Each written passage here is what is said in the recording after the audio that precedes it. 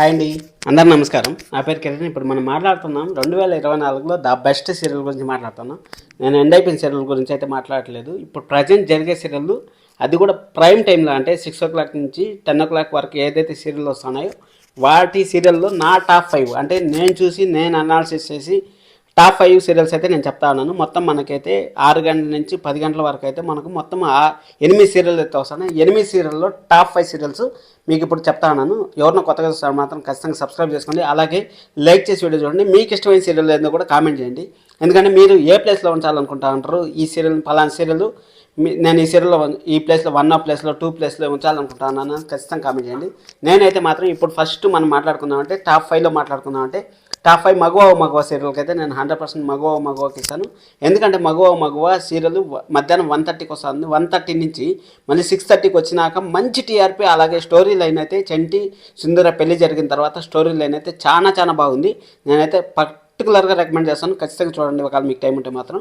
చాలా బాగుంది. మగవ 5th place, Karthik దీపం వచ్చి 4th ప్లేస్కి ఇస్తాను. 4th ప్లేస్ కాకుండా ఇప్పుడు ప్రజెంట్ కానీ జరిగే ఎపిసోడ్స్ కానీ ఫస్ట్ నుంచి కానీ జరిగింటే మాత్రం నేను ఫస్ట్ ప్లేస్ ఇచ్చిండేవాడిని. కానీ ఇప్పుడు 4th ప్లేస్ ఇవ్వడానికి కారణం ఏమంటే ఫస్ట్ ఒక 150 ఎపిసోడ్ల వరకు సీరియల్ని అయితే ఇంకా పెరికినారు సాగదీసినారు. అంటే అంత సాగదీయడం వల్ల నాకు 4th ప్లేస్కి ఇస్తాను. అలాగే 3rd ప్లేస్కి వచ్చేది కొందికి నేను సత్యభామకి 3rd ప్లేస్ ఇస్తాను. సత్యభామకి 3rd ప్లేస్ ఎందుకు ఇస్తాను అంటే సీరియల్ అయితే ఫస్ట్ నుంచి బాగుంది. సీరియల్ బాగుంది, వాళ్ళ కెమిస్ట్రీ అంతా బాగున్నాయి, హీరోయిన్ కెమిస్ట్రీ.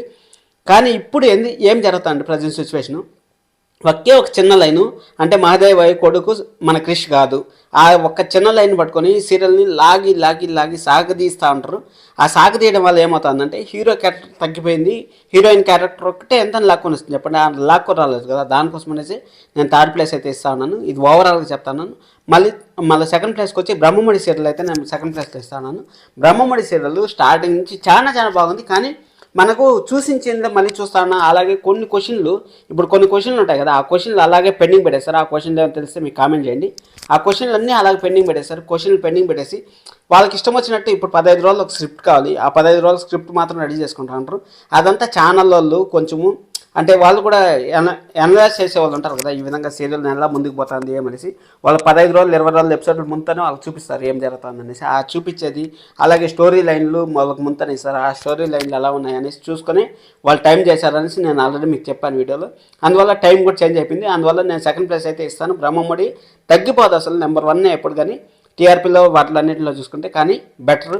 అలాగే గుండెండ 1 గంటలో నేను నెంబర్ 1 ప్లేస్ ఇస్తాను. ఎందుకంటే గుండెండ 1 గంటలో ప్రతి ఒక్క ఆడియన్స్కి దగ్గర కనెక్ట్ అయ్యేది. అంటే ఇప్పుడు సీరియల్ చూసేది మ్యాక్స్ 70 to 80% మిడిల్ క్లాస్ ఫ్యామిలీని. మిడిల్ క్లాస్కి అసలు ప్రతిరోజు మన ఇంట్లో జరిగేది చిన్న గొడవలు, ప్రతిరోజు కోడలకి అత్తకి గొడవలు, వాటన్నిటిని కరెక్ట్గా కరెక్ట్గా మెయింటైన్ చేస్తా అసలు భార్యాభర్తలు అంటే ఈ విధంగా ఉండాలి అనేసి, ఒకరిని కూడా డిస్టర్బ్ చేయకుండా భార్యను భర్త ఈ విధంగా చూసుకోవాలి అనేసి, ఇంక వేరే సీరియల్స్తో పోల్చుకుంటే అసలు కంప్లీట్ డిఫరెన్స్ ఉంటాయి.